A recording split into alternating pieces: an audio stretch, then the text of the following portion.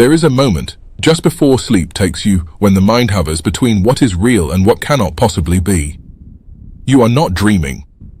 You are not awake. You are suspended in a space where the rules bend. Where the impossible feels familiar. Where something ancient reaches through the dark and touches your chest. That is exactly how the men in that excavation tent felt. In the early hours of a cold Egyptian morning, when the lamp flickered, and they looked down at what they had just pulled from the earth. And no one spoke, because no one had the language for what they were looking at. They had found something, deep beneath the sand, in a layer of sediment that should have contained nothing more than fragments of bone and scattered clay. Something symmetrical, something precise, something that looked impossibly like it had been designed. Not carved, not painted, not engraved. Designed. With the kind of deliberate internal geometry that we associate with engineering. With intention. With knowledge of how things work on the inside. They were looking at something that resembled, and this is the part that will stay with you, a mechanical heart. 15,000 years old. Or older. Found in a place where 15,000 years ago, there should have been no civilization capable of producing it. And here is the question that has been quietly haunting the edges of academic discussion ever since. Why does almost no one want to talk about it? We have a habit, as a civilization, of assuming that we are the pinnacle. That knowledge moves in one direction, forward. That the further back you travel in time, the simpler things get. The more primitive. The less capable. It is a comfortable assumption. It keeps the story clean. It keeps us at the top. But every so often, something comes out of the ground that refuses to cooperate with that narrative. Something that sits in a drawer, or in a restricted archive, or in a footnote in an academic journal, and waits. Quietly. For someone to ask the right question. This is the story of one of those things. The object was catalogued during a survey excavation in the western desert region of Egypt. The excavation itself was not particularly unusual, routine geological and archaeological sampling, the kind of work that produces more dust than headlines. The team, a mixed group of Egyptian and European researchers, was drilling core samples at several sites when, at a depth inconsistent with any known human settlement layer from that period, they encountered resistance. What came up with the core was not soil. It was not rock. It was not organic material in any conventional sense. It was a structured object. Dense. Symmetrical. Approximately the size of a closed fist. The initial report described it carefully. The object had four distinct chambers, separated by walls of a material that, under initial analysis, appeared to be neither fully organic nor fully mineral. It had channel-like formations running through its interior, pathways, almost. The outer surface was smooth in a way that suggested either extreme age under specific preservation conditions or deliberate finishing. And at its center, there was a cavity. Small. Precise. Shaped, and this was the detail that made the report difficult to file in a way that was almost identical to the geometric ratio found in certain valve mechanisms studied in fluid dynamics. Officially, the object was classified as an unusual geological formation. A concretion, which is to say, a natural mineral deposit that forms around an organic nucleus over thousands of years. It happens. Nature produces strange shapes. Geodes form in perfect spheres. Crystals arrange themselves in patterns that look designed. The explanation was clean. It was filed. And the object was moved to a storage facility. Not destroyed. Not lost. Stored. Which is, in many ways, a more interesting choice. But here is what makes this strange. Geological concretions do not form chambers. They do not produce internal channel networks with consistent diameter ratios. They do not create a central cavity that corresponds to any known naturally occurring mineral formation pattern. When several independent researchers, not affiliated with the original excavation, later reviewed the core sample photographs that had been included in a publicly accessible geological survey database before being quietly removed. They noted something the official classification had not addressed. The internal geometry of this object followed a Fibonacci-adjacent spiral pattern in its channel distribution, the kind of pattern that appears in nautilus shells, in sunflower seeds, in the spiraling arms of galaxies, in the chambers of the human heart. That is where the story shifts. You see, a Fibonacci pattern in nature is not unusual. It is, in fact, one of the most documented phenomena in biology. But a Fibonacci pattern in what is being described as a non-biological, non-constructed object, at a depth and sediment layer corresponding to approximately 15,000 years before the present. That requires explanation, not dismissal. Explanation. Because either nature produced something with this level of geometric precision through a process we do not yet understand, or something else produced it. And both of those possibilities are extraordinary. The researcher who first flagged the Fibonacci distribution in the channel structure was a Czech geologist named Marek Horak, who published a brief technical analysis in a Central European Earth Sciences journal in 2009. His paper was not aggressive, it was not sensationalist, it was methodical. He simply noted the anomaly and suggested that the object warranted further study before its classification was finalized. The paper received 3 citations in the following decade. 3. In a field where significant findings routinely generate hundreds of follow-up references, a paper suggesting that one of the most unusual objects found in Egyptian prehistory might not be what it was officially labeled, received 3 responses. And none of them engaged substantively with his geometric analysis. They cited him as an example of premature speculation. And then the conversation moved on. There is a particular kind of silence in the academic world that is louder than any argument. It is not the silence of ignorance. It is not the silence of oversight. It is the silence of decision. The decision that something does not deserve the attention that would generate uncomfortable questions. Horak retired in 2014. He gave one interview to a small Czech science podcast in which he said something that has been quoted in fringe circles enough to distort its meaning. So let me give you the original context. He said simply, "I am not claiming this object was made by anyone. I am claiming that we did not look at it long enough to know." That is not a conspiracy theory. That is a scientific principle. And the fact that it was treated as the former tells you something about the state of the conversation. Now, let us pause here, because this is the point in the story where a certain kind of narrative would accelerate, where the music would shift, where you would be invited to leap to conclusions. We are not going to do that. We are going to do something harder. We are going to sit with the discomfort of not knowing.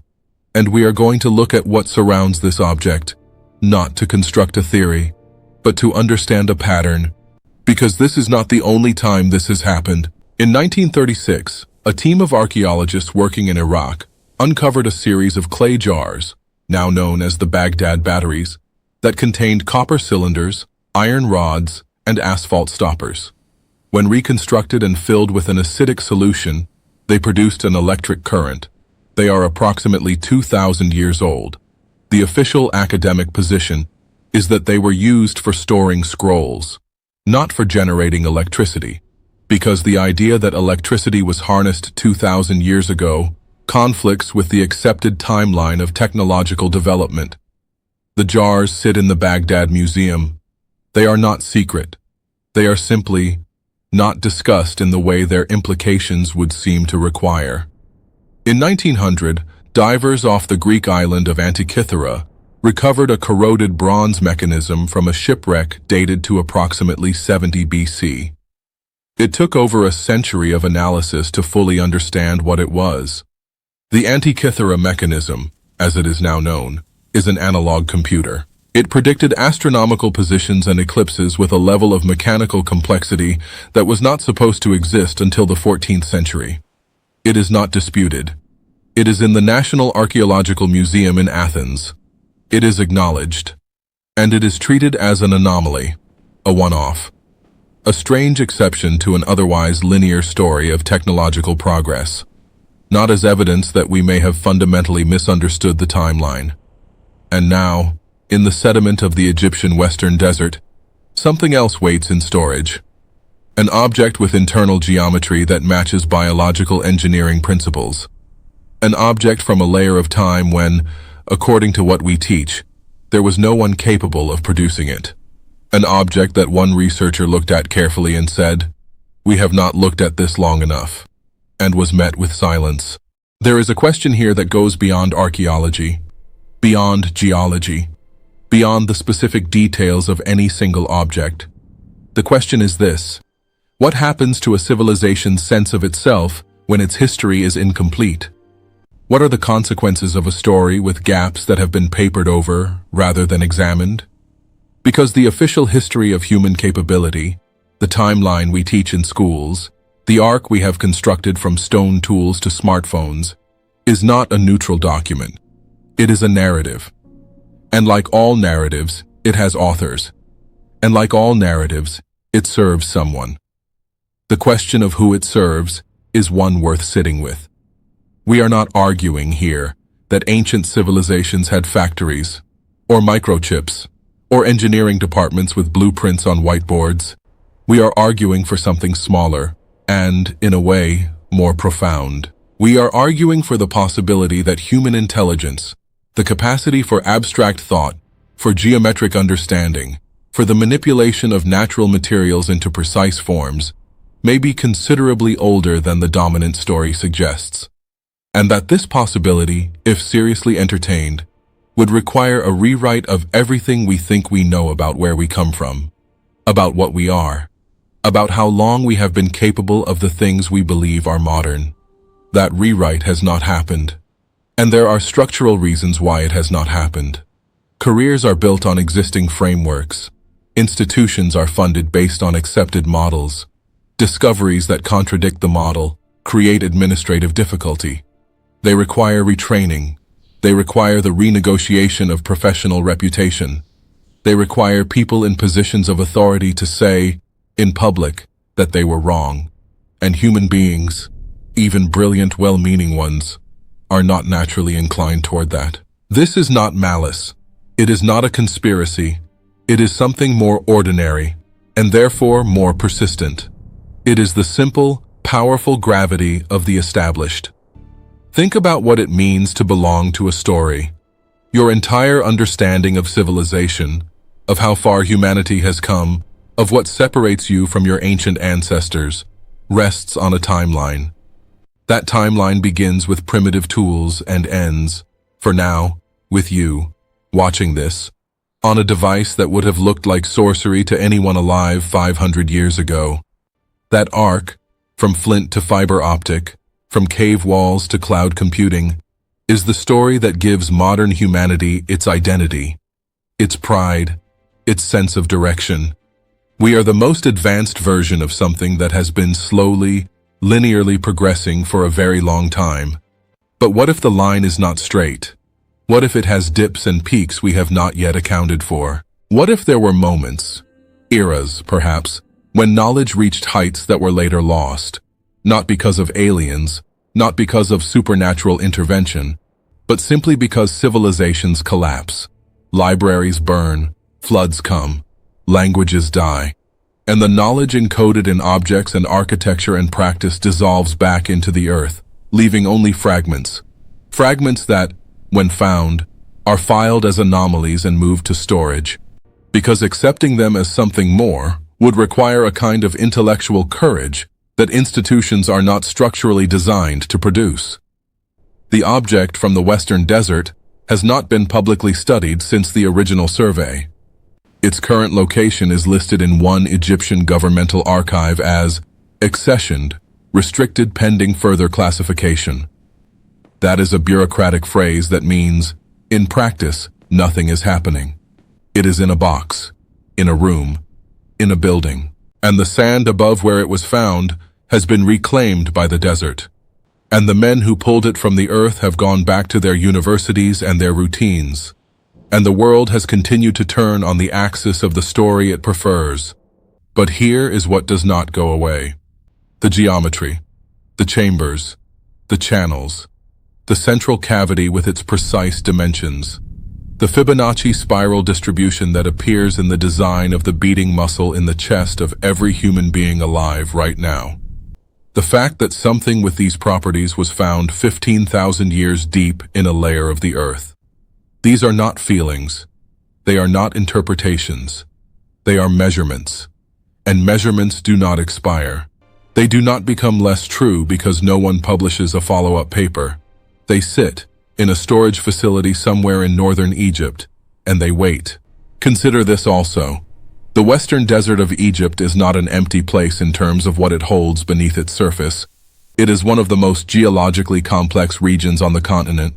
Ancient lake beds, submerged river systems, evidence of climatic periods that turned what is now a desert into a fertile inhabited landscape.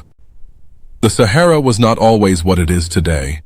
There were green periods, episodes of significant rainfall and vegetation that geologists call African humid periods.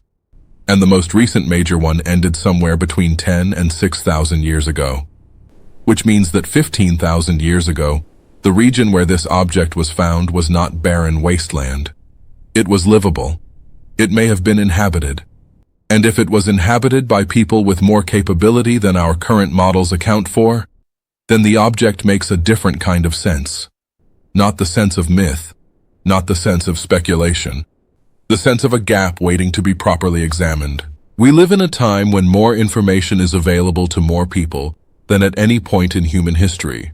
And yet, paradoxically, the things that matter most, the questions that cut to the root of who we are and how long we have been here, often receive less serious attention than the things that confirm what we already believe. It is easier to consume, harder to investigate, easier to accept a classification, harder to sit with an anomaly and ask what it means. But you are here, watching this, which suggests something about you. It suggests that you are not satisfied with the surface, that you understand on some level that the most important questions are rarely the loudest ones, that history is not a finished document, that the map of human capability is still being drawn, and that every so often something comes out of the ground, something small and dense and precisely chambered and impossible, and asks us to draw the map again. The broader pattern, when you look at it clearly, is this: object after object, site after site, discovery after discovery. Things that do not fit are processed through the same system. Initial documentation, classification under the most conventional available label, storage, silence. Occasionally, one researcher raises a question. The question is not answered. It is absorbed. And the archive grows quietly, somewhere outside of public view, holding within it a version of human history that is considerably more complicated and considerably more interesting than the one we are taught. This is not a comfortable conclusion, but comfort has never been the point of honest inquiry. The point of honest inquiry is to follow the evidence to wherever it leads, even when it leads somewhere that requires you to sit with uncertainty for a long time, even when it requires you to hold two things at once: the humility to say you do not know, and the conviction to say that not knowing is not the same as it not mattering. We are not here to tell you what to believe. We never will be. What we are here to do, what this channel, the Vault of Secrets, exists to do, is to find the places where the official story goes quiet, and to stand in that silence, and to ask, carefully, without agenda, what might be living there. Because the truth, wherever it lives, is not afraid of questions. Only the things pretending to be the truth are afraid of questions. The object is still in storage. The desert has reclaimed the site. The paper received 3 citations, and somewhere, in a geologic layer 15,000 years deep, the answer to a question we are only beginning to ask is waiting for someone with the patience to look at it long enough. If this kind of investigation matters to you, if you believe that the questions no one is asking are often the ones most worth asking, then stay with us. There are more of these, more objects, more silences, more places where the official story ends and something stranger begins. Subscribe to the Vault of Secrets. Not because we have all the answers, but because we are committed, together, to refusing the comfort of incomplete ones. Think about what we could find if we simply refused to stop looking. Think about what the earth still holds that has never been properly asked to speak. The vault is open, and there is much more inside.